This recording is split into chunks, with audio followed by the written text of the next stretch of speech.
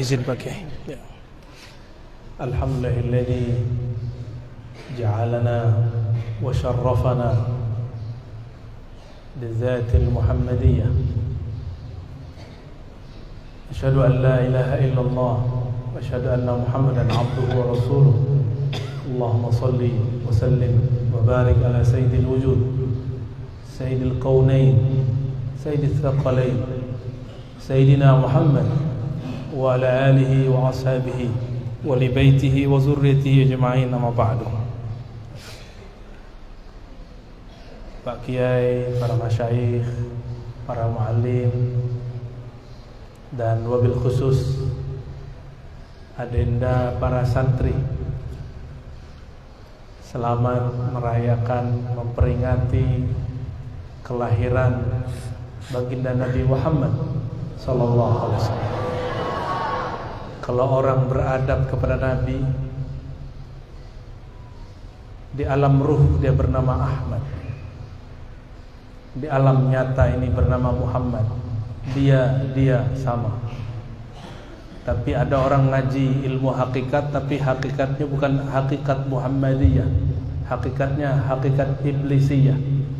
Suka mengatakan bukan Muhammad yang dikubur di Madinah itu. Suka ngomong begitu. Pernah dengar? Hati-hati. Itu kepleset dikit langsung sulah adab Rasulullah. Kita menghindari kalam itu. Dulu dia Ahmad, sekarang dia Muhammad, dia juga. Jangan pernah membedakannya. Huwa. Itulah pertanyaan Sayyidina Mikail kepada Jibril ketika hendak membedah kolbunya waktu berumur 7 tahun atau 5 tahun. Jadi Nabi seperti adinda para santri ini lagi main-main pasir, guling-guling, main futsal, kira-kira begitu. Tiba-tiba ada makhluk datang dari langit bersayap. Cepatnya bukan main. Tiba-tiba si makhluk itu bertanya, dialog. Apa kata dia? Huwa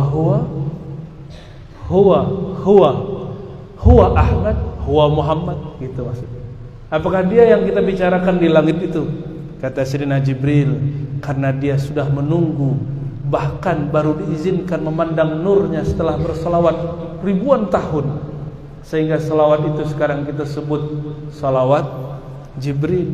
Itu Sayyidina Jibril baru diizinkan lihat nur salawat 2000 tahunan, kata beberapa masyayikh kita. Ya, ini baru salawat beberapa kali udah pengen mimpi ketemu Rasulullah ya. Belum pantas kita ketemu Rasulullah. Ngamalin sunnahnya masih jauh, apalagi salamatus sodornya masih jauh. Maka para kiai, para masyayikh, saya lihat di sini muassis ternyata Syekh Ahmad bin Syakur, dan di depan ada pesantren juga ya. Ternyata ini pas seberang nyebutnya, ya bukan Tahtul Yaman. Ini bolehlah disebut kampung Yaman, kampung santrinya orang Jambi. Dulu banyak zuriat Nabi di sini. Tidak ada zuriat, ada warasat. Dua aja, dan dua-duanya terhubung kepada baginda Nabi Muhammad sallallahu alaihi wasallam. Maka nasabun Nabi ithnani, nasab Nabi ada dua. Nasab secara jasadi, itulah As-Saggaf, Al-Haddad, Al-Aidrus, Al-Habsyi. Apalagi yang makbarahnya masyhur di sini, Syekh Al-Habib siapa? Husain Baraghbah. Masya Allah. Yaitu semasa dengan Sahibur Ratib ya. Ada macam-macam, tapi ada fam ruhani. Bernamalah Thariqat Sufi, Mazhab Fikih. Itu juga fam, tapi fam keilmuan. Itu juga bersanad kepada Rasulullah. Ada yang ahli hadis. Maka kalau kita dalam fikih bersambung ke nabinya lewat famnya Syafi'i, disebut mazhab Syafi'i. Dalam zikir mungkin ada yang Alawiyah, ada yang Syadziliyah, ada yang Tijaniyah, ada yang Naqsyabandiyah, ada yang Samaniyah. Itu fam ruhani, nasab ruh yang kita terhubung kepada Rasulullah melaluinya. Siapa yang tidak punya nasab jasad, ambillah nasab ruh. Siapa yang sudah punya jasad bernasab kepada Rasulullah, sempurnakan dengan bernasab secara rohani kepada Rasulullah sallallahu alaihi wasallam. Di tangan saya Saya megang kitab untuk tabarruk, karena kalau masuk pesantren nggak baca kitab kayaknya ngarang-ngarang aja kita. Ini tabarrukan bi athari a'immatina, fa ana akhtar kitab Minhajul Abidin. Kitab Minhajul Abidin allafahu Hujjatul Islam Abu Hamid Muhammad bin Muhammad Al-Ghazali, al-mutawaffa sana 505, ya. Beliau wafat tahun 505, bergelar Hujjatul Islam. Apa makna Hujjatul Islam? Siapapun mendebatnya pasti kalah. Siapapun mendebatnya pasti kalah. Imam Ghazali jangan coba-coba pancing. Dia Hujjatul Islam. Saya memilih bagian fasal rabi'. Di fasal rabi' dari kitab Minhajul Abidin ada beberapa kalimat-kalimat yang mau kita ambil.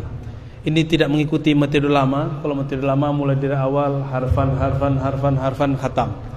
Tapi muskilahnya hari ini banyak pesantren yang enggak khatam kitab karena terlalu serius di muqaddimah. Nah, maka cara untuk mengatasinya harus ada majelis khataman, hanya baca supaya sah kalau sudah membaca kitab. Ya, semoga para masyayikh, para kiai hidupkan majelis khataman. Itu sunnah yang sudah dihilangkan hari ini. Di Jawa masih banyak. Semoga di pesantren ini masih ada. Sekedar baca aja, baca selesai aja setukum. Harus ada majelis itu. Ya. Dulu di Mesir ketika ada wabah dan bala bencana, orang khataman Sahih Bukhari langsung hilang. Tapi kemarin waktu pandemi datang, dicoba lagi. Mungkin himmah kurang tinggi, pandemi tidak kunjung hilang. Ya, wallahu a'lam bis-shawab. Bisanadina al-muttasil al-Imam Abi Hamid Al-Ghazali, dengan silsilah keilmuan kita yang bersambung kepada Imam Al-Ghazali. Qal al-fasl ar-rabi' al-qalb. Fasal yang keempat mengenai qalbu. Apa kata beliau? Thumma 'alaika bihifzihi wa islahihi wa husnil nazari fi dhalik wa badlil majhud fa innahu a'zamu hadhihi al-a'dha' khataran wa aktharuha atharan wa adaqquha amran wa ashaqquha islahan wa as'abuha halan. Maka hendaklah engkau sibuk menjaga qalbum bihifzihi wa islahihi, dan mengislahnya, memperbaikinya. Terus yang ketiga apa? Wa husnin nazari bidzalik, dan bagus-baguslah engkau, detaillah engkau memperhatikannya. Kita ini para ustadz ini, para kiai ini dulu kalau mau melamar wajahnya dibagus-baguskan dulu. Ya Pak Ustadz ya. Karena mau ketemu calon dan mertua, calon mertua. Kalau mau ceramah, kebetulan di jamaahnya ada jamaah muslimah. Udah bagus-baguskan dulu wajahnya. Kenapa? Orang melihat wajah dan baju. Maka yang dibaguskan, baju dilihat. Apakah sarungnya matching dengan bajunya? Saya nggak tahu nih, nggak matching kayaknya nih ya. Tapi adanya begitu sudah. Dilihat cincin, mana cincin yang cocok. Dilihat kopiah, mana kopiah yang cocok. Nah itu disebut husnun nazari, bagus merawat kolbu, memperhatikan kolbu. Lalu apa kata beliau? Fa'in wa badlil majhud, dan juga konsentrasimu harus lebih banyak dengan kolbu. Fa'innahu, karena kolbu itu a'zamu, adalah anggota yang paling agung, paling besar. Khatran, bahayanya. Sudah pernah lihat guru sama murid tengkar? Sudah pernah belum? Sudah pernah lihat ustadz sama ustadz dulu salam-salaman, peluk-pelukan, sekarang tengkar? Sekarang iri-irian? Bahkan saya ketemu ustadz, bahkan tidak hanya ustadz, dia juga seorang sayyid. Gak pantas disebut habib, sayyid aja lah. Datang habib baru, sayyid baru, apa kata dia? Ente jangan ambil lapak aneh. Ini lapak ane di sini. Ente minta izin dulu sama ane. Ya salam. Apa begitu Imam Ghazali mengajarkan? Apa begitu baginda Nabi SAW mengajarkan? Kalau betul dia Sadah Ba'alawiyah, Sadah Ba'alawiyah thariqahnya Ghazaliyah.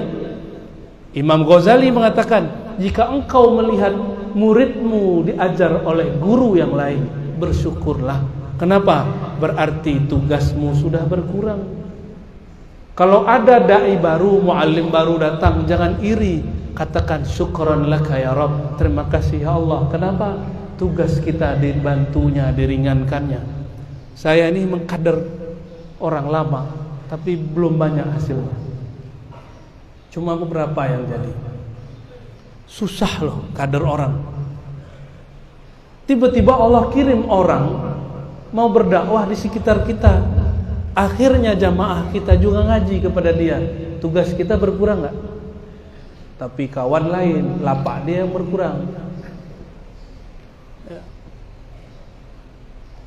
Orang seperti ini lebih baik dia berkhalwat dulu, cari mursyid dulu, ngaji kolbu dulu kepada ahlinya, baru dia kembali ke dunia dakwah. Kalau enggak, dia dakwah bukan ilallah, tapi dakwah ke dalam dirinya. Dia dakwah bukan bagi nur, tapi bagi nar. Nur membuat orang saling berkasih sayang, nar membuat orang saling bertengkar. Maka kalau ada majelis yang sudah menjelek-jelekkan orang, menggibahkan orang, itu malaikat sudah enggak ada. Nurnya hilang, yang ada narnya. Nauzubillah min dzalik. Saya kalau sudah ada majelis begitu, saya pergi. Hatta wa in kana yaqul annahu habib sayyid, alim kabir, syekh kabir, wali kutub, saya enggak percaya. Mau disebut wali kutub, wali ketep, wali kutub kupret, apalah ya. Enggak percaya kita, masa dia ngomongin orang, ngomongin aib orang, kecuali dia ingin mendoakan orang yang dibicarakan itu untuk kebaikan. Itu lain cerita. Ya, itu lain cerita. Taib. Wa aktsaruha atharan. Qalbu itu paling banyak efeknya. Jika qalbu enggak beres, ngaji enggak beres. Makanya santri-santri kesurupan itu masalahnya bukan kenapa-napa, bukan kemasukan jin, hatinya lagi nggak nyaman. Maka perlu ada namanya orientasi. Jadi kalau orientasi para ustadz jangan serius-serius, banyakin main aja. Kalau orientasi itu main-main, zikir, belajar dikit-dikit, diskusi. Yang penting dia nyaman. Kalau si santri sudah nyaman, kolbunya sudah menyatu dengan tempat ini, dia akan nyaman ngaji. Maka pesantren akan sedikit orang kesurupan, ya.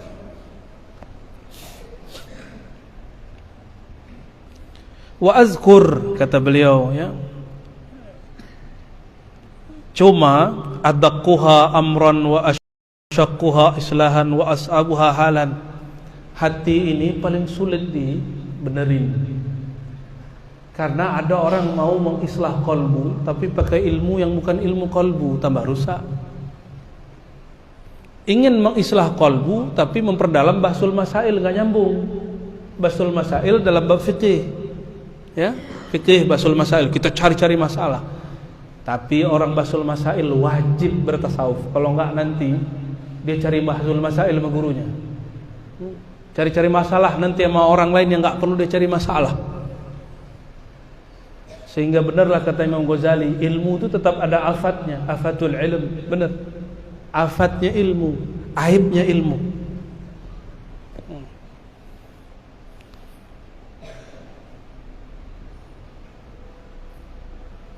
Nah, di sini beliau menyebutkan kenapa penting merawat qalbu.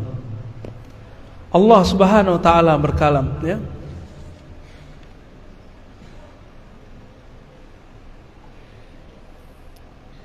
Ya'lamu kha'inatal a'yun wa ma tukhfis sudur. Ya Allah berbicara. Dialah yang mengetahui mata yang berkhianat. Jadi khianat itu ketahuan di mata.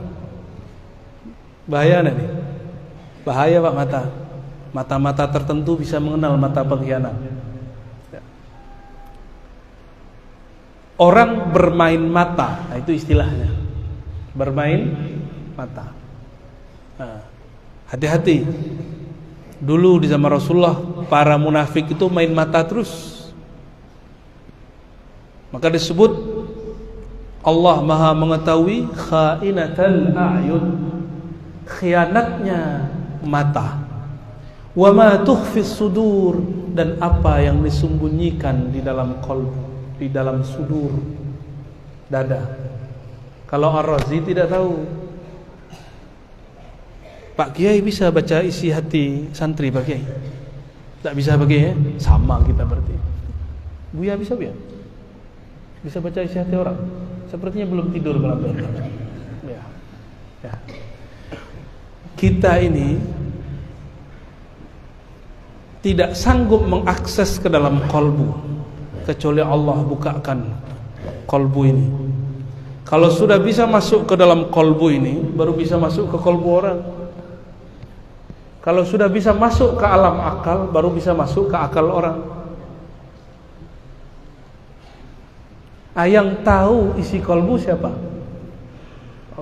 Nah, kolbu ini dua aja.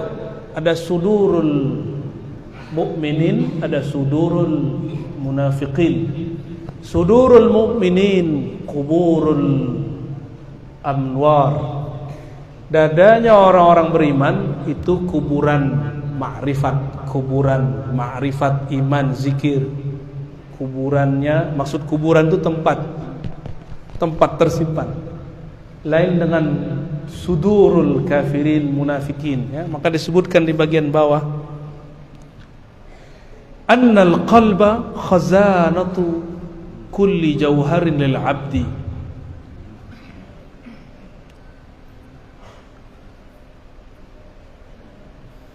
Qalbu itu khazanahnya setiap hamba. Mohon maaf, dulu saya pernah sampaikan, ilmu itu fisudur atau fisutur? Ilmu disudur atau disutur? Ini sutur ini. Ilmu yang sebenarnya di mana? Benar? Yakin? Seandainya nggak ada kitab, semua kitab dibakar, kalau masih ada sudurul mukminin, sudurul arifin, tidak ada masalah. Tapi kalau sudah mati para arifin, orang-orang yang bermakrifat kepada Allah, mati orang-orang mukmin, para alimin, kitab walaupun isinya Masya Allah, terbaca nggak isinya? Kenapa santri kelas 1 lain cara bacanya dengan santri kelas 3? Kitabnya sama, karena perbedaan sudur.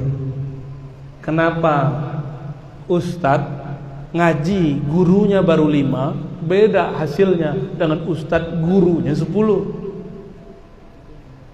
Kenapa kiai yang ngajar 5 tahun beda dengan cara ngajarnya kiai yang udah ngajar 30 tahun? Yang berbeda sudurnya. Sudurnya ini yang mahal, dadanya, karena dadanya dia tabung setiap hari nama Allah. Kalau orang baru nabung 5 tahun, tabungannya banyak gak? Kecuali dia dapat rezeki nomblok. Nah, itu laduni namanya. Kalau orang kaya sedekahnya pakai duit, ulama sedekahnya pakai apa? Ulama sedekahnya pakai apa? Bagi-bagi ilmu. Lebih mahal ilmu apa duit? Tapi ustadz sekarang kalah sama orang kaya. Mohon maaf, para dai sekarang kalah sama orang kaya. Takluk, hatinya, takluk itu bahasa Arab, ya ta'allaq. Hatinya nyantol bukan kepada zat yang maha kaya, tapi nyantol sama orang kaya. Itu yang membuat ustadz tuh gak punya pendirian. Itu yang membuat ulama jadi bukan ulama ul akhirah. Kenapa? Tabungan kolbunya kurang banyak, sehingga kalau ada orang punya tabungan dompetnya banyak, takluk. Ini pelajaran Imam Ghazali. Ini ilmu Ghazali semua, beliau mengalami semua. Dulu hatinya nyantol sama orang kaya. Ghazali ini orang miskin, lalu jadi orang alim, jadi rektor, orang kaya, gurunya para menteri. Jadi kaya beliau. Mengalami juga. Tapi ada yang merasa belum kaya-kaya, gurunya para pejabat. Ini Imam Ghazali. Ini terjadi pada kita. Jadi beliau nulis kitab ini Minhajul Abidin karena beliau mengalami itu. Orang sibuk jidal debat tapi lupa qalbu. Basul Masail itu mencari kelemahan musuh kan? Lawan jidalnya, benar gak? Kalau ini terlalu dihayati, besok-besok kita cari semua kesalahan orang. Oh, kalau di kampung saya dulu, jika ada guru baru, ustadz yang lama ngomong, kalian nih kalau bisa ngalahin ustadz baru tuh top. Diajarin muridnya hebat, tapi kurang ajar. Itu terjadi. Di Jambi nggak begitu kan? Ada guru baru nih, dibisikin sama ustadznya. Ente kalau bisa ngalahin dia debat, top, kasih kitab baru. Diajarin muridnya kurang ajar. Sebenarnya dia iri sama si ustadz. Maklum, kalau ada orang baru di pesantren, rame nggak orang ke dia? Rame. Tapi euforia baru itu sebentar. Yang akan tetap rame orang yang qalbunya rame bersama nama Allah, ilmullah. Nah, kembali yang tadi. Jika qalbu itu khazanah, qalbu itu banknya ilmu, qalbu itu berangkasnya ilmu. Jika di dalamnya kosong, ada nggak yang dia bagi? Nggak ada. Maka walaupun kitabnya sama, tapi jika qalbunya kaya, dia akan bisa menjelaskan yang tidak dijelaskan oleh orang yang qalbunya miskin. Nah, dengan apa kayanya qalbu? Kayanya qalbu dengan ilmu nama-nama Allah, ilmu tentang nama-nama Allah. Sehingga nanti ada saat jika kita sakaratul maut, baca kitab sudah gak sempat. Kira-kira gimana? Nah, yang di dalam sudur ini yang keluar.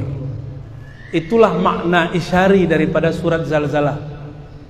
Gimana bunyi ayatnya? Idza zilatil ardu zilzala. Jika bumi bergoncang. Di tubuh kita ada bumi enggak? Lengkap semua. Bumi isinya 4 unsur. Ada air, ada api, ada tanah, ada udara. Tubuh kita ada di saat orang sedang sakarat, zulzilat.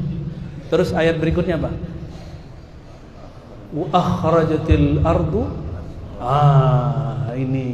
Inilah kenapa orang ada yang husnul khotimah, ada yang su'ul khotimah. Wa akhrajatil ardu, maka si bumi, si tubuh, si batang tubuh akan mengeluarkan bebannya, akan mengeluarkan. Jika di dalamnya gelap, keluarlah gelap. Jika di dalamnya ada hasad, keluarlah hasad. Jika di dalamnya busuk, keluarlah busuk. Jika dia suka jelek-jelekin orang dulu, gosipin orang terus, yang disebut surat Hujurat, orang yang menggosip terus kerjaannya, sama dengan makan bangkai. Itu nanti keluar kebusukannya setiap saat sampai dia mati. Itu orang sakarat. Jadi sakarat itu ada muqaddimahnya. Muqaddimah sakarat, dia kayak orang biasa. Orang alim kayak orang alim, kayak biasa. Tapi nanti wa akhrajatil ardu asqalaha. Apa yang jadi asqal? Satu kali maksiat, di sini langsung ju'ila fihi nuqtah sauda, maka di kolbu ada noda hitam. Benci 2 kali, noda hitam. 3 kali, noda hitam. Terus berapa kali noda di kolbu. Itu disebut asqal, beban. Dan ini akan keluar sebelum mati. Jadi jangan heran jika ada orang kayaknya alim, kayaknya soleh, tapi kok meninggalnya begitu. Cara Allah, wa akhrajatil ardu asqalaha. Ini tafsirnya sesat kan? Nah, itu namanya tafsir isyari. Tafsir isyari salah satu tafsir yang diakui dalam ilmu tafsir. Ya. Imam-imam yang menulis kitab ini banyak. Ada Imam Kushairi. Sebelum Kushairi ada ahli hadis bernama Abu Abdurrahman As-Sulami, guru beliau. Judulnya Haqaiqut Tafsir. Tapi orang-orang yang kolbunya gelap bilang itu kufur, zindik. Biasa. Ahli-ahli kolbu ini dari dulu dituduh zindik. tapi dia tidak akan balas balik. Ya. Baik, kita baca sedikit lagi lah. Wah, terbang dia ya.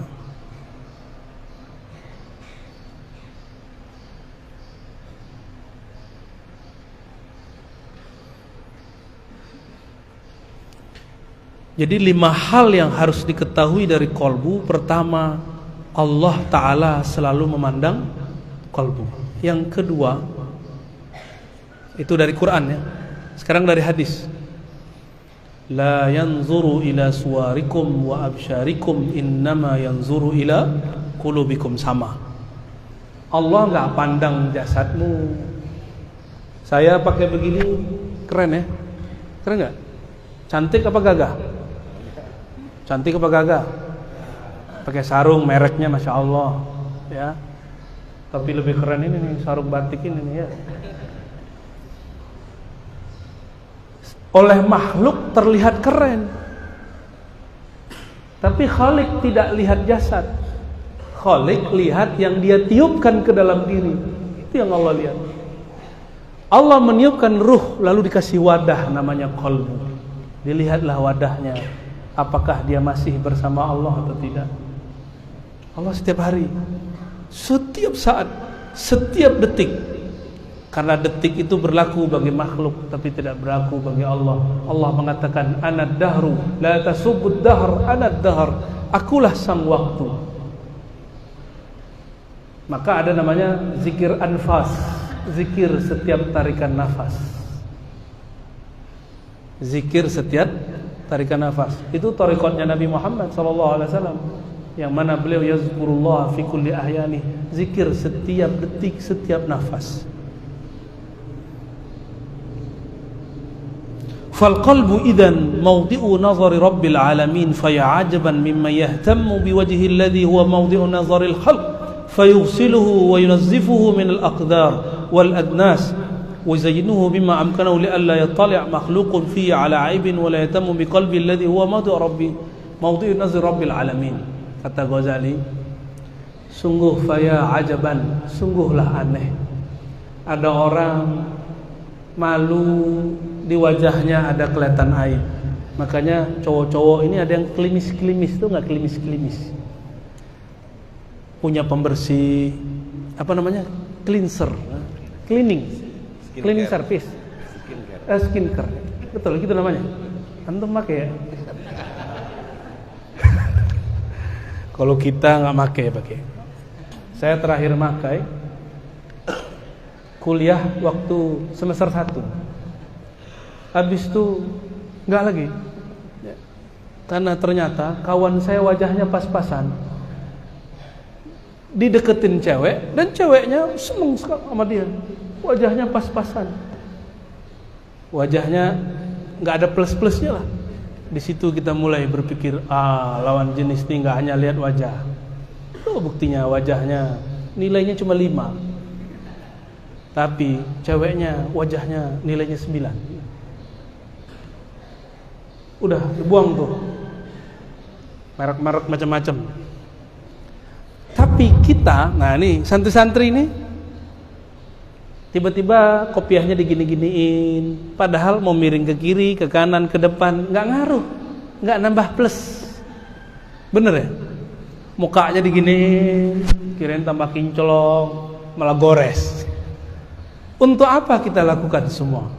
Perempuan, nah, kalau si perempuan tuh lain lagi, jilbabnya nggak berubah kok, mukanya gitu-gitu aja. Bahkan beberapa perempuan tuh di mana-mana bawa kaca. Oh, sekarang canggih, pakai handphone. Astagfirullah. Tapi itulah perempuan. Karena ingin dilihat makhluk, kita juga ingin dilihat makhluk. Tergantung kita lagi senang sama makhluk yang mana. Senang sama lawan jenis, maka dibagus-baguskan mukanya. Ada lagi orang senengnya sama manhaj torikoh. Dulu saya lagi seneng manhaj fulan, manhaj A. Kalau manhaj A tuh sarungnya di atas mata kaki, nggak pakai sarung, nggak pakai celana. Jenggotnya, masya Allah, Ya. Jadi kalau dakwah nggak ada jenggot, kayaknya nggak sah. Ditanyalah sama kawan, ente jenggotnya kurang panjang, ini kurang ini, panjangin dikit lah. Dah, panjangin. Karena lagi ingin menyenangkan jamaah itu, walaupun yang hadir cuma satu orang. Ini jamaah ini gizinya kan ada satu lafaz, yaitu bid'ah. Jadi kalau nggak ada kalimat bid'ah dolalah dalam pengajian, dia nggak kenyang. Maka ini majelis orang tahlilan, majelis orang yasinan. Karena ingin membuat ridho satu orang yang hadir itu. Dulu saya bilang, kullu bid'atin dolalah wa kullu dolatin finnar. Biar dia senang. Tapi saya nyakitin orang semasjid. Itu. Kolbu tergantung kiblatnya lagi kemana nih. Dan itu bikin tersiksa. Bikin sama. Antum sekarang ingin menyenangkan aswaja. Kemana-mana jelek-jelekin Wahabi. Sama aja jelek itu. Gak begitu cara kita berdakwah. Ingin menyenangkan mayoritas Nahdiyin, jelek-jelekin Muhammadiyah. Gak begitu caranya. Mu'alaf, kan begitu cara mereka. Mu'alaf masuk Islam, nggak nyantri, langsung jadi ustadz, jelek-jelekin agama sebelumnya. Dan ada yang ikut. Kenapa? Karena ngomongin keburukan orang itu ada jamaahnya, ada pasarnya, kata orang marketing. Maka jangan heran kenapa nih para penggosip di dunia alam al-YouTubiah itu, biasanya kan alam ghaibiyah, ini alam al-YouTubiah, tetap saja ada pengikutnya. Karena ada pasarnya, ada orang yang mau mendengarkannya, yang mau mendengerin keburukan orang lain. Coba kita lagi jalan, ada orang berdua lagi ngomongin seseorang, orangnya kita kenal, berhenti nggak? Berhenti kita, lagi ngomongin siapa? Tuh kan? Dan kita seneng kalau tahu ada aib orang. Ini bahaya itu. Ini yang disebut, ya, asyaqquha islahan, sulit membenerin kolbu itu sulit. Nah, lalu beliau mengatakan, jika kita ingin menyenangkan makhluk, kalau makhluknya aswaja, kita aswajakan ceramahnya. Makhluknya Wahabi, kita bid'ah sunnahkan kalimatnya. Kalau majelis thariqat, sebut-sebut syariat thariqat, hakikat, ma'rifat, man arifat, kayaknya betul ahli ma'rifat, ingin menyenangkan orang.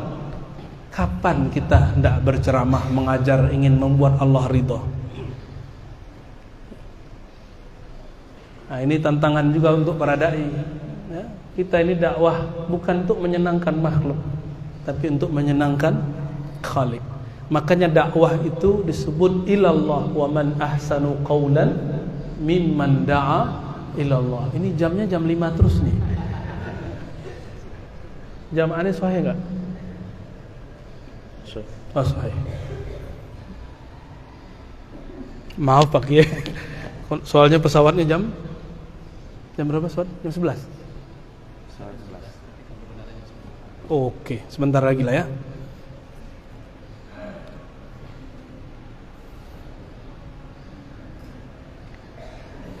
Yang ketiga, jadi tadi sudah paham bahwa kolbu itu kalau hendak menghadap kepada Allah, maka bagus-baguskan kolbu. Ya. Allah pencemburu nggak? Ini mohon maaf nih handphone, mohon maaf nih Kiai, Buya. Pernah WA-WA-an sama seseorang spesial, tapi bukan istri yang dihapus nggak habis itu? Kenapa? Takut nanti kalau dibuka ketahuan terus piring melayang. Bisa pecah ini. Ini ilustrasi. Mulai paham maksud saya? Di kolbu ada nama selain Allah.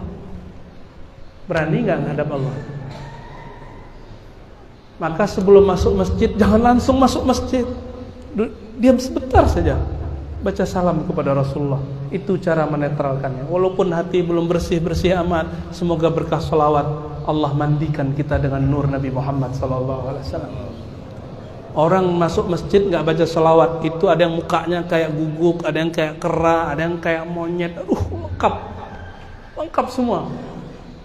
Bahkan kadang-kadang yang khutbah mukanya lain, kita lihat. Yang suka nyalak-nyalak itu apa? Guguk. Ada orang naik mimbar nyalak-nyalak. Orang tidur dimarahin. Orang lihat dia dimarahin. Orang telat masuk sholat 2 rakaat dimarahin. Semua orang malah dimarahin sama dia. Saya mau lihat dia merem yang kelihatan bukan manusia.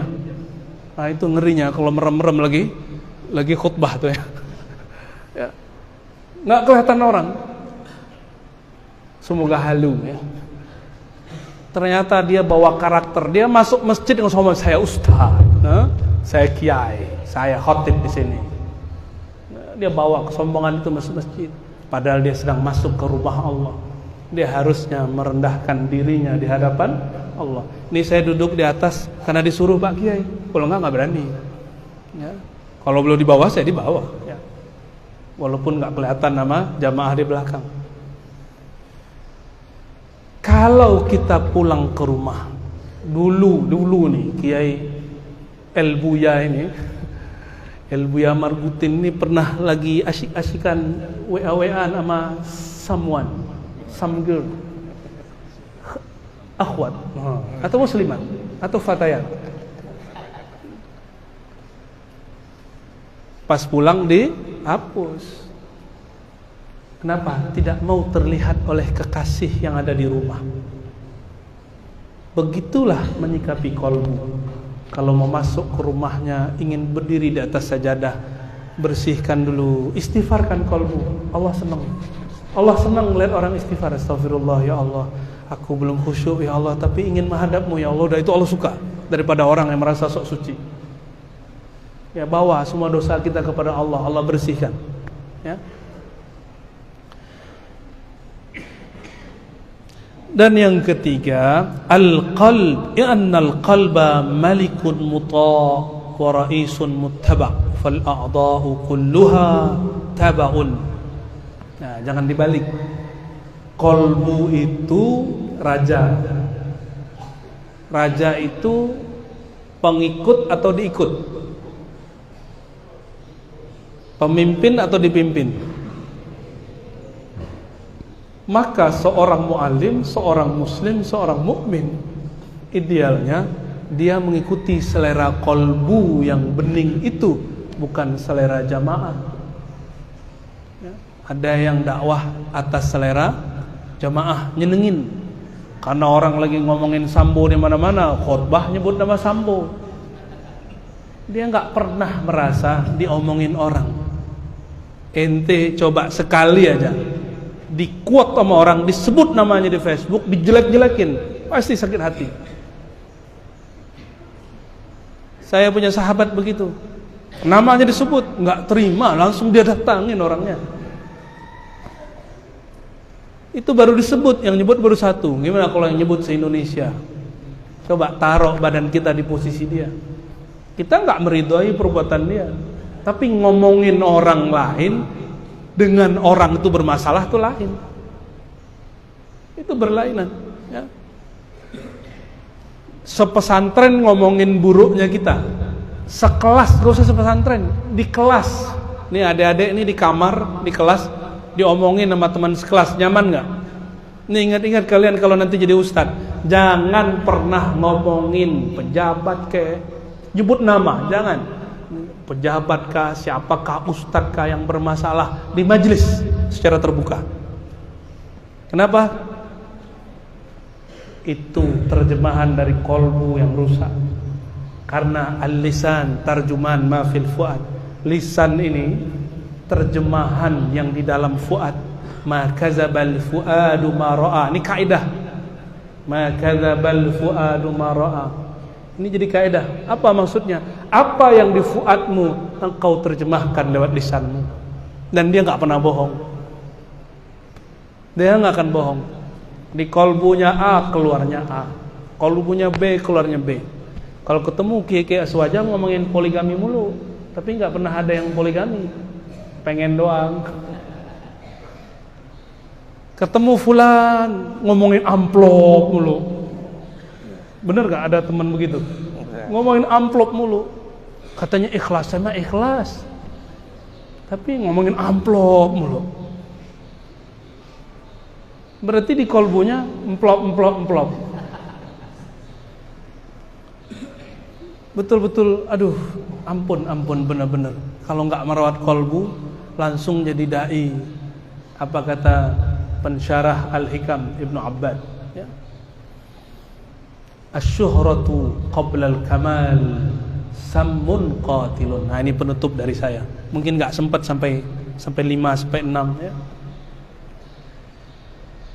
Masyhur, jadi guru, jadi mursyid, jadi kiai, jadi muallim sebelum kolbunya mateng. Sammun qatilun, itu adalah racun yang dapat membunuh. Yang dibunuh apa? Kolbunya. Maka nanti ada namanya kolbun mayyitun, kolbu yang mati. Nah, kita berdoa kepada Allah, semoga adanya guru-guru ini betul-betul mampu mendidik murid-murid kita. Maka kita nggak usah bangga-bangga. Ya, mohon maaf nih kalau para kiai hobi ngirim-ngirim anak kita lomba. Untuk syiar boleh, tapi ingatkan mereka, ini hanya syiar, ini bukan akhir segala-galanya. Kalah oke, menang bagus. Ya. Jadi mereka tidak populer sebelum saatnya. Kalau sudah terkenal sebelum saatnya, apa yang terjadi? Dia gengsi mau belajar kemanapun. Ya. Nah, tapi kalau hati sudah bening, insya Allah mau terkenal nggak terkenal, berguru bukanlah pantangan.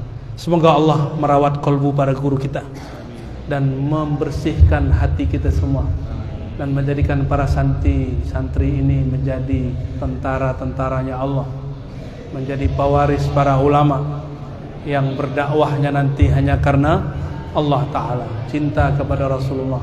Amin ya Rabbal alamin. Barangkali itu yang dapat saya sampaikan, karena saya harus sampai sebelum jam 10 di sana. InsyaAllah di lain waktu kita bersilaturahim kembali. Dan mohon maaf para asatis, duduk lebih tinggi bukan berarti saya lebih alim. Mohon maaf para kiai jika menceramahi emang disuruh ceramah. Ya, semuanya Allah yang sempurna, Ar-Razi tidak sempurna. Kita kembalikan kesempurnaan kepada Allah. Bihaqqi nabiyina Muhammad sallallahu alaihi wasallam wa bihaqqi suratil Fatihah, fanawwir qulubana, nawwir qulubana. Amin ya rabbal alamin. Al-Fatihah. Bismillah.